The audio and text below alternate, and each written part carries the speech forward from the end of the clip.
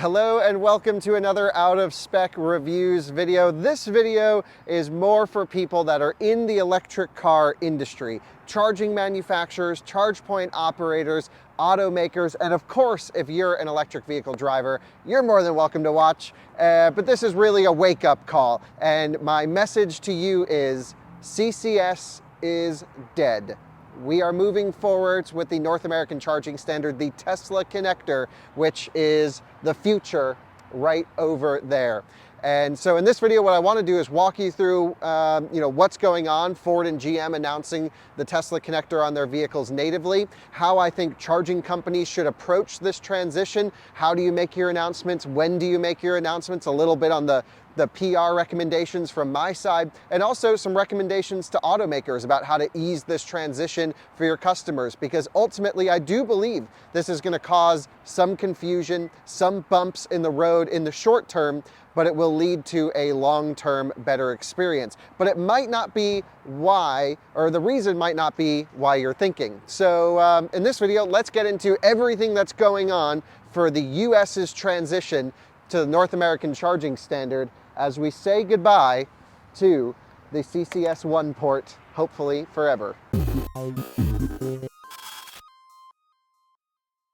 So I'm pretty much declaring the death of CCS at some point in the future in America. In Europe, CCS 2, which is a completely different plug type than CCS 1 in terms of shape, will become and stay the standard. And that's very much a better connector than the CCS 1 that we use in the US. They have a latch on the vehicle side. I just think it's a much better thought out connector. The CCS 1 handle and connector is just a little bit annoying.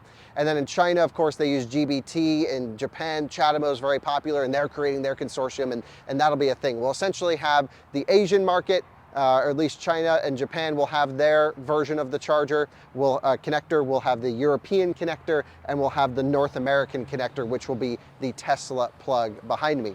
And I'm making this video to encourage the industry to switch as soon as possible from our side. Of course, our main bread and butter is we review new cars. I'm always talking to automakers about their opinions on switching. And just in the last some time, I've spoken to Ford, I've spoken to GM representatives, I've spoken to the CEO of Volkswagen USA, and I've spoken to some Volvo guys.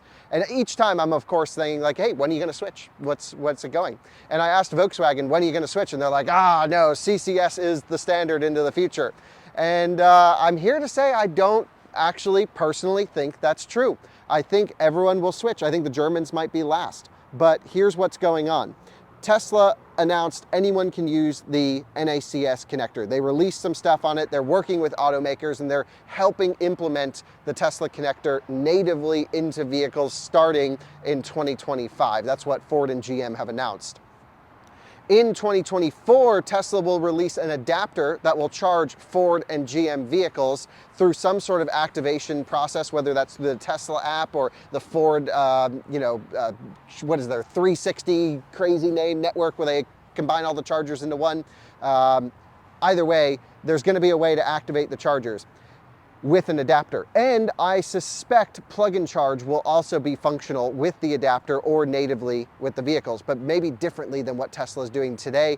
And we'll talk about a lot of those little things. So in the short term, or at least in the most important part of this video, which I'm going to put right up front right here, if you're at a charging company, which I know many of you will be watching, if you're at an automaker, which I know many of you will be watching, what do you do? How do you brand this? What do you say? Because right now the industry is massively changing. Is it a good thing to say, hey, we're sticking our feet into the CCS ground and we're going to go with it? What are the pros and cons of that? Or do you say, hey, we're going to go and support NACS, but we're not quite sure how yet, we'll just wait and see? I think at the end of the day, the publicity would be huge. The gain in confidence from your user base would be huge if you announce an early support of this. Ultimately, at the end of the day, hardware manufacturers want to sell hardware. We're talking ABB, Signet, BTC, Kempower, et cetera, and ChargePoint. They want to sell their hardware. And they don't care what plug you put at the end of it, as long as you're buying their very expensive charger. Charge point operators want to sell electricity. They need to buy the hardware, and they want to support as many vehicles as possible because their business is selling new power so you can get down the road. They don't care what the heck you're plugging into their chargers. Why would they stick their feet and dig into the CCS world and say, that's what we're doing? No, they want to charge as many vehicles as possible. And we've actually seen this. EVgo installed and modified Tesla CHAdeMO adapters so they could charge Tesla vehicles on EVgo's networks. I think they did over 600. Now EVgo and Tesla also work together for auto charge on with the CCS adapter. And Teslas truly can charge anywhere. I have a Tesla Model S. I can plug that vehicle into this supercharger behind me. I can plug it into any CCS station, and I can plug it into any CHAdeMO charger as well. It's amazing. It's like magic. And that's what we're going to go to. So if you're a charging company, my recommendation is support NACS as soon as possible. It will only benefit the consumers in the short term. It will force the industry change to happen as soon as possible, and the most that we can reduce this transition time to in terms of a timeline will only help the industry more. Some people will argue this, not everyone's happy about this, and I'm not making any friends by making this video because many people in the industry truly don't want to see NACS take over. There are whole consortiums, Charin is one that I attend and I know the members of, and I'm friends with these people that are hardcore CCS lovers. The people that created it do not want to see the North American charging system take over. So I imagine we might see some unfollows on LinkedIn after this video. I don't know. But ultimately, I'm here to advocate for the consumer. I'm here to advocate for EV drivers, and the best connector is the Tesla connector. So my recommendations are announce early. Get out there now. It's free PR. You're going to make Tesla people happy. You're going to make your drivers happy. You're going to make your customers happy. You lose nothing by announcing early, and go for it. ABB announced today that they will be supporting NACS on their chargers. And that was huge. I imagine we're going to see a flood. FreeWire's already done it. Flow has done it. All of our favorite charging companies are going in. I've had tons of conversations on the back end with automakers and chargers about, hey, how do we do this? When do we do this? And I tell them, go now, go fast. And we got some time to figure this out, but now's the time to gain the confidence of your user base. Charin is, of course, the leading body, if you will, supporting CCS, and they're a consortium that holds testival events, that brings together leading members of the industry to make influential decisions on the standard. So not only the plug type, but also the communication, ISO 15118-2, which we're using now, ISO 15118-20, which is being worked on into the future, and they are salty. I know the people here, I know why they're salty, but I really think this is probably, I hate to be so rude because I love the people at Charin, so really take this with as much constructive criticism as you will to my friends that are a part of this. This was extremely tone deaf of a response. Come take a look. Charin responds to the Ford announcement to use the NACS proprietary network. And it was this long thing explaining how CCS is the global thing, and they didn't really even acknowledge that CCS 1 and 2 are really that different. They use global numbers, but here we use a different plug than in Europe, and it goes on. But I thought Mark Kane, my friend Mark at Inside EVs, did a fantastic job of summing this article up into a few categories as to the main arguments as to why CCS should stick around. And I think to make a well-rounded piece for you, for those of you in the industry, I'm going to briefly walk you through those right now. Of course, you can find all of this information on the internet, but it's important. The first is NACS is not a standard. And Charin noted that NACS is not a charging standard in the same meaning as CCS, but rather a proprietary solution. And they might be totally correct. It could not be a formal standard, but who cares? Make it a standard if that's a big deal. It's not that hard. That's my opinion. It's not needed to be a standard for it to work really well. CHAdeMO became a standard as an example. They are also advocating for no public funding of chargers that aren't supporting CCS. And my whole view right now is I feel the exact opposite. No public funding for CCS stations, only NACS stations that are going forward, because this transition needs to happen as soon as possible. This is what I'm advocating for. And again, I love the people at Charin, and a lot of their work truly is going into the Tesla connector. They're the ones working on the communications that the Tesla plug will handle, so it's not all bad. And their work is not going sort of unused, but it almost feels like Charin is trying to protect their own self-interests rather than those of the EV driver.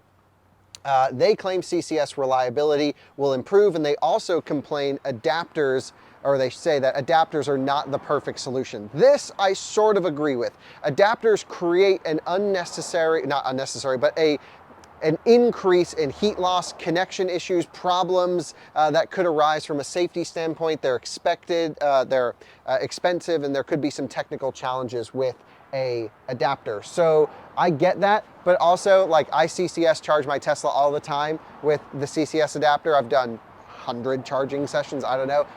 Works pretty well. It's no big deal from my viewpoint. So I think that's a little bit blown out of proportion. And again, as soon as this transition can happen to NACS as soon as possible, then no question adapters just will be needed for the older cars, or maybe they'll even be plug retrofit kits going.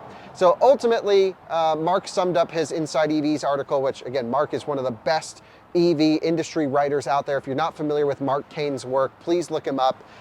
He's amazing and has become a friend over the years. And he lives in Europe, but he's always writing about US topics. But basically, Mark's like, let's all go CCS2 at the end of this article, essentially, or NACS. But I think NACS is the future for North America. So those are some of the reasons why it wouldn't work from a technical standpoint. Let's talk about the automaker perspective next. So let's say you're an automaker and you want to figure out your place. How do you switch? When do you switch? What does that process look like? Well, there's a few considerations right off the bat that are important. The first is, I think it's very important that you as an automaker come off as the impression where you are sort of plug agnostic. You're there to make sure your customers can enjoy your car and can plug and charge seamlessly. And that's going to be different in each market with the plug type, with the charging networks you want to partner with in different markets. For example, Ionity is a popular one in Europe. We have Electrify America here is a popular one in the US that automakers will partner with. And the plug type will also be the same. So the first thing is you have to come off as consumer oriented. You're fighting for a great charging experience with your electric vehicle that you're selling. And I would argue every automaker wants their customers to have the best charging experience possible. So that is why Ford and GM decided to, at least at this time, and I'm sure by the time you're watching this video, there will be more. That is why they've decided to go with the Tesla network as a ability for their vehicles to charge on, because that is the network that provides the best experience. They have stations with a ton of plugins. They have a million stations around, and they are, most importantly, reliable. And so there's no question that the supercharger experience is better than any other charging experience in our market. You know, it's just like our rate your charge updates. When we look at the data, it's so much better. So how do you actually allow your customers to charge on the Tesla network? Well, Ford set the precedent. They did a Twitter Spaces announcement. Jim Farley and Elon. Mary followed that as well. And both Jim and Mary follow me on Twitter and see the charging experiences that our user base and me and everyone at Out of Spec are going through. So I really would like to think that, like, them seeing our stuff on Twitter, them talking to their customers, really pushed the network, their networks to, or I should say their entire company, to switch to NACS. I hope that's the case at least, and I hope they're doing it for a customer decision, which we know they are. So right now it looks like an adapter is going to be available, probably purchased from Tesla or from the automaker, but Tesla is going to make the adapter. They do a great job making adapters. I'm not going to say the CCS adapter is perfect. The temperature sensors are just like a little bit far away from the actual pins, and maybe there needs to be some little adaptations for the Tesla to CCS adapter, but I think they're going to get it right both ways. I've never seen an issue with a Tesla CCS adapter, and now they'll have ones that go both ways. And so that will be provided to the customers to be able to activate the Tesla supercharger. My guess is through the Ford Pass app or through the GM Ultium Charge, blah, blah, blah app, whatever their thing is. And that's how it's going to start. Then Ford and GM and others, I have no doubt, will start to include the NACS, the Tesla connector, inlet port on the vehicles natively. No adapter needed to actually charge at a Tesla supercharger will be my guess. That we'll see a bunch of people do this. And that's going to be the best experience. It'll be the Tesla experience. You roll up, you plug in, and you charge. And I want to talk about how the plug-in charge communications are going to handle and work, because it's going to be slightly different than what we see from Teslas today. If I was an automaker, the first thing I would do today is say, what do I need to do to confirm with Tesla my cars can charge on their network as soon as I start putting inlet ports on my car? And as soon as that day one start date happens, we start switching production from the CCS port to the NACS port. Now, some people will advocate for a dual port. Some people will advocate, in the case of Rivian, they could very easily just add a nice BMW 2002, ripping it. They could, I'm all confused. Nice BMW, and the backfire, sounds great. The Rivian could very easily put a Tesla NACS connector here in the front right, and that would actually work out well.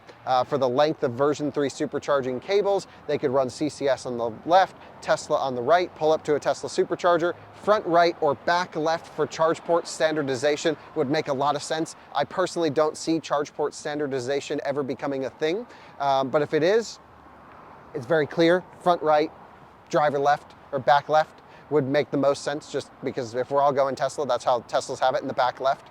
And I really love the idea of a front port in a vehicle, especially with towing. So that's what I would do as an automaker, but how do you actually take care of your existing customers today? Obviously, there's going to be a transformation, a process, and really, I think it's very clear that I make this point. It isn't going to benefit all of your consumers to switch to the Tesla port. Many people today drive an electric car and only charge at home. I have a friend who has 50, 60,000 miles on his Tesla Model S, and the only time it's ever been supercharged is when I've taken it to the supercharger. It just is a thing. Some people don't use public chargers, and this is a non-issue for them. But even if they don't use public chargers, well, it doesn't matter what they use at home. Third-party, wall connectors will come out with Tesla handles. You can buy the Tesla wall connector, or of course you can buy a ABB unit. They've already committed this morning that they're going to switch to NACS, or at least support it. They're going to support all standards for the reasons I mentioned at the beginning of this video.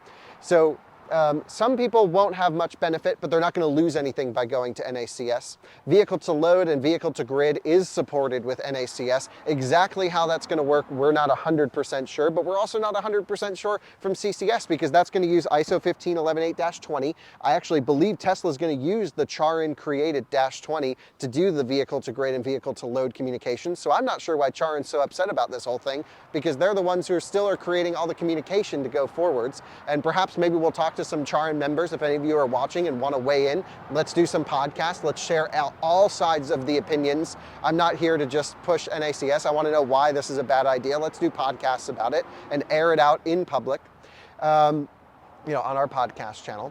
So I'm not seeing any downside to go NACS. There is one final consideration, which is high voltage cars. Lucid specifically, and also Hyundai, Kia, Genesis with the eGMP platform. Those systems are 600 to 927 volts roughly. That's the range across those two automakers.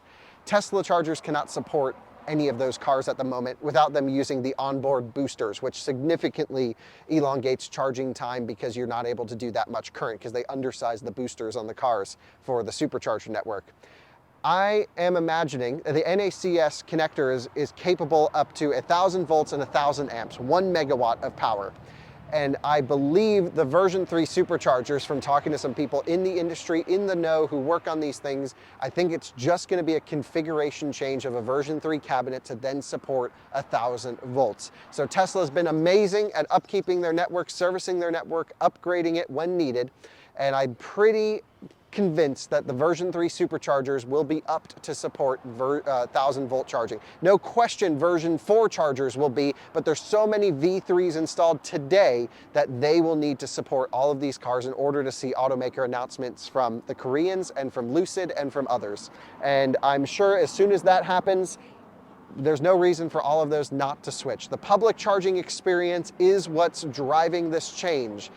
and having access to the Tesla supercharger network as currently the only reliable, soon fully publicly open network, that is what's driving the change, because automakers are frustrated. I'm frustrated, they're frustrated. Now, it's not to say CCS is all bad and the plug is actually going to change anything for third-party networks.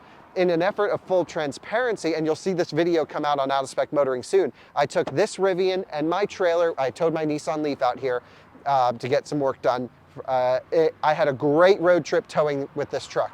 Every charging stop I was able to get a very good and reasonable charge, and I really have almost no complaints about that CCS road trip. I plugged in, I tapped my card, and I charged. And only maybe 2 stations that I have to move spots or fiddle around with stuff, but it was a massive improvement than what some of our other videos have showed as well.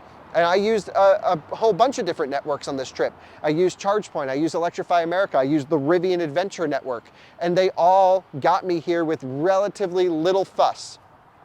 So I think that is a great situation, and ultimately, if I roll up to a public charger with a vehicle that has an NACS port on it, I don't care if it has NACS or CCS, I'll keep the adapter in the car, I'll plug it in, and I'll charge. But using the NACS connector does nothing to improve the reliability of third-party charging networks. I need you guys to understand this who are not in the industry. The plug type at the end, the interface is going to do nothing. It's going to do nothing to reduce the cable thickness or hard to turn in the cold and all of this maneuvering stuff. Certainly it's a nicer connector to hold and actually interface with the vehicle, but it's still going to have a really thick and stiff cable because Amphenol, Phoenix Contact, Huber Sooner, and Rima, they're not going to re-engineer their entire cable to match Tesla. Now, what Tesla could do is they could actually start selling their own cables. And that is what I would highly encourage Tesla to do, because they have shown that rather than rating a cable for 10,000 cycles like typical cable manufacturers do, they rate them for somewhere around between 1,000 and 3,500. The number is not known, but it's somewhere around there. They rate them for a lower cycle count, they drive the cables harder, and they just replace them more frequently. So they're cheaper, they're easier to use, and it's just a replaceable component as part of upkeep on the charger. Some of these cables can be $5,000 for these liquid cooled, really long cables or more. And that is a pain, and it leaves the customer with a very heavy, expensive cable that they're using. It leaves the charge point operators with a huge liability that if someone drops it or runs it over, it doesn't work. And it also is just like not great. So I'm all for cable manufacturers reducing the cycle count, reducing the life, and it's like none of these cables, these CCS cables, will make it to 10,000 cycles in the real world. They're going to get chopped off, they're going to get dropped, they're going to get run over, they get sun damage, heat damage, they have an internal fault. So why build them for this huge cycle count? Let's reduce it, let's make them easy to use. That's my recommendation to cable manufacturers. But in terms of back-end payment processing, in terms of charger units themselves, in terms of locations of third-party networks, this does nothing. It's all going to be the same problems. But what it does do is it now opens up other vehicles the availability of a reliable and ubiquitous charging network, the Tesla Supercharger, to be able to charge. So if you're an automaker, you want to provide the best charging experience out there. No question Tesla is doing that. Bite the bullet, support the standard, and go all in. That's my recommendation. That's how you build confidence in Tesla drivers. Yes, the Tesla fans, by the way, are very critical. They're the hardest to please group of people. And guess what? They are largely in full support of this, even though it might mean that they will have less availability to charge their car at the Tesla Superchargers. They are in full support of Ford and GM, and hopefully you, if you're an automaker, switching to use the Tesla connector, because it is the better one, it is the best way, and it's a great way to promote electric vehicles. I'm not necessarily here to promote electric vehicles, but I just see this from the outside looking in, like that's the path, let's go for it. If you continue putting CCS on your vehicles, is it the end of your company? Is Volkswagen Group done? Will people buy them? Well, the answer is no question it's going to be a competitive advantage if you park a Volkswagen ID4 next to a Mustang Mach-E. You know, forget everything else. If I'm trying to get my mom into an electric car who doesn't want to deal with all this charging stuff, I'm going to say, you know what, Mom, don't deal with the adapter. Just get the Mach-E and just charge it at the supercharger, and I don't have to worry about it. And so I think it's going to be a competitive advantage, but I don't think it's actually going to be that big of a deal, because if you wanted to charge an ID4 at a supercharger, my opinion is Tesla will make their CCS adapter open to anyone, and you'll be able to just roll up to any supercharger, activate it with the Tesla app, like the Magic Dock, like the public chargers in Europe, and be able to charge any car anywhere. Now, Tesla might choose to say, hey, we're only opening up a certain number of stations widely public, and the automakers that have partnered with us, they get access to every supercharger to reduce traffic at busy sites and things like that. That's possible. And that might be reason enough to partner with Tesla. You'll have to know. I don't know what's going on behind in the closed door conversations, but that could be the incentive for automakers to actually partner with them to gain access to all the superchargers. So there you go. I think those are most of my thoughts on why automakers should switch. Ultimately, it's just going to become a competitive advantage. It is what makes your car cool. It is uncool to sell a car with CCS right now. I know I'm being extremely harsh and extremely opinionated, but this message has to get through to the industry. And I truly think this is the best way forwards, which is why I'm just like, boom, all in, laser focused, NACS is the future. Let's talk technical communication, plug and charge, all of these things. Right now, when you roll up in a BMW i7 to an Electrify America charging station, as an example, and it supports plug and charge, you plug the CCS connector into the vehicle. It does a handshake process. We've gone through this handshake many times. We look at, charge parameter discovery. I want to speak this language. Here's the maximums I can do. Here's the payment processes. There's something called certificates that get exchanged. And they go into a PLC situation. They have PKIs. They got all these acronyms, and I've done deep dive videos on this as well. But right now, Hubject issues the certificates for the vehicles and the chargers, and they are at the central of the certificate handling. And Hubject is a third-party company, I want to say based in the Netherlands, if I remember correctly, that essentially have the monopoly on all charger payment processes out in the public. Now, I like the guys at Hubject. I think they're cool. I think they've really done a lot of great work for enabling plug and charge out there. I don't like the fact that we have a monopoly on plug and charge and of certificate handling. And so what I imagine is the certificate issuer would be Tesla in this case. They will issue certificates to be installed in different vehicles. The vehicles can hold on to multiple certificate authorities, if you will. And so you'll be able to plug a Mach-E into a Tesla supercharger, plug and charge one day. It may not come at launch, it might come later on, but I'm pretty sure that's how that's going to work. For example, Rivian just started to use plug and charge, ISO 15118-2, the plug and charge portion on the Rivian Adventure Network with the truck. And I'm fairly sure, I'm not 100% sure, that they're not using Hubject. I'm pretty sure Rivian's controlling the entire back-end certificate process for that. And they recently switched and did that, and to the end user, really means nothing. But what it means is when you plug a Mach-E or a GM product into a Tesla supercharger, and it goes through this certificate process, the time, the 6-second activation times aren't going to be there. It might be as quick as 8 seconds to 10 seconds that I've seen, or more realistically, probably 15 to 25 seconds will be the plug and charge communication time in a supercharger.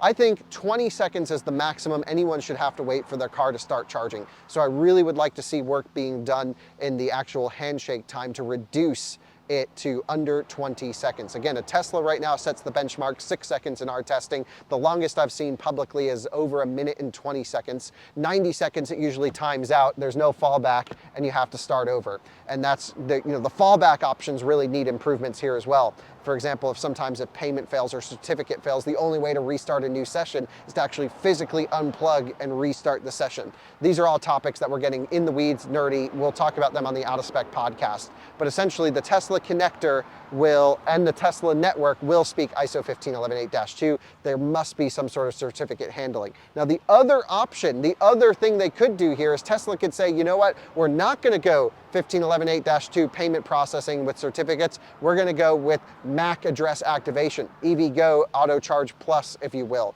Teslas already support this because I can roll up to any EVgo station with my Model S. I can take my CCS adapter, plug it into the charger, and walk away, and I get the plug and charge experience. MAC address happens really fast for activation, and the German engineers that I know will speak to me on end for hours about how dangerous it is and the privacy and the safety and the, you know, like, oh, what if someone hacks the data? I'm like, I don't care. If someone charges using my credit card, guess what? I'll just call them and say, hey, like, I didn't charge there. I'm not so much, you know, Mr. Privacy conscious over here. I know it's a very American viewpoint, but we're talking about our market here. MAC address activation, there's a lot of back-end security things that you can do to protect yourself from spoofing a MAC ID, especially in a vehicle. And so I think Tesla's not going to go the MAC address path, but it would be a way for, maybe they'll support both, just like EVgo is going to support both as well. But it could be an interesting way to support at least the older vehicles that don't support ISO 15118-2 payment processing, like Chevy Bolt, for example, to charge on the supercharger network. They do support MAC address activation. So that could be interesting. I don't know how that's all going to play out. If you do, you know, we'll figure it out together. I'm just saying that's a little bit open for debate and concern and just things to work out over the next year or two.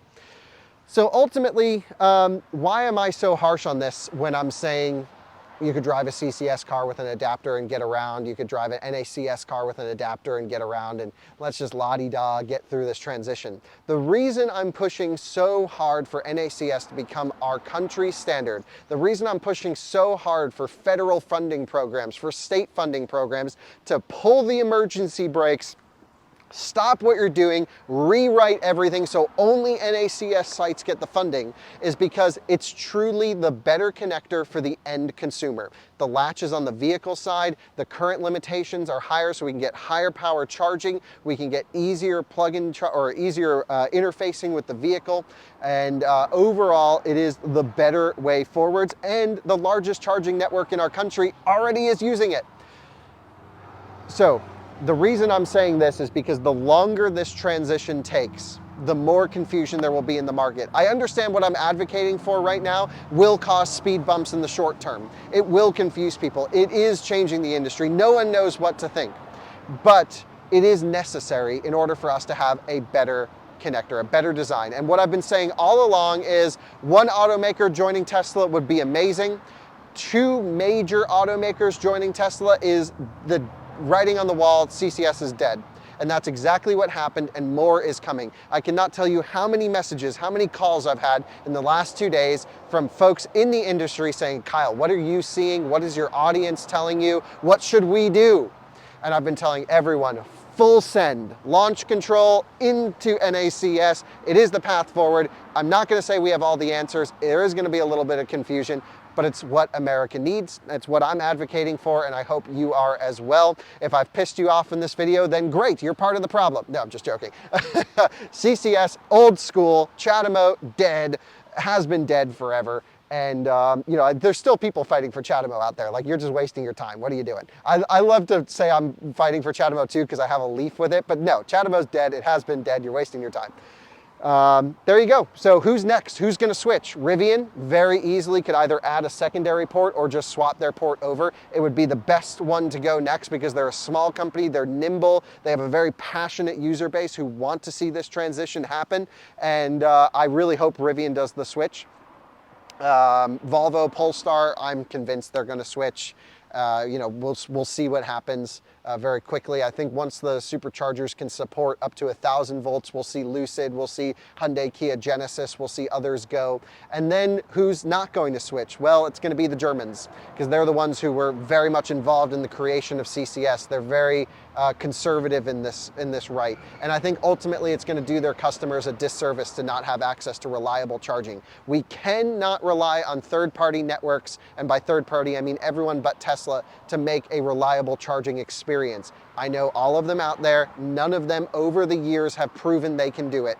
And but the proof is right there. We have a reliable charging network. Let's just go use it now. Let's build it out. It's going to be freaking awesome. The third-party networks will still be around. The competition will be them to force them. The competition will be there to force them into a reliable experience for their customers, or they actually will now have the option to go somewhere else, which we've never had. I'm always stuck using the chargers that are there because I can't use the supercharger in this. Now I can take my money elsewhere, and that will drive change. So I'm so excited. I can't wait to see what happens. You guys know my standpoint on it. I know I've been a little bit in the shadows. I really wanted to see everything that would happen. But on the back end, this is what I've been pushing for. ever really, but for now really hard, because this is the time automakers have to make their decisions. They need to hear our viewpoints loudly. If you totally disagree with me, please send me a message, get in touch with me. I want to do videos on a different viewpoint. I want to open my mind. Maybe this isn't the right path. I'm not seeing it. I've talked to a lot of people who are against it. I'm not finding their arguments compelling, but I want to share these stories with our audience. So if you're in the industry, you have an influential, part of this, call me, text me, LinkedIn message me, join the podcast. Let's get all viewpoints out there in the public. Let's cover this story from start to finish. But now you guys know my viewpoint. NACS or nothing, baby. Thanks for watching. See you on another one soon. Bye-bye.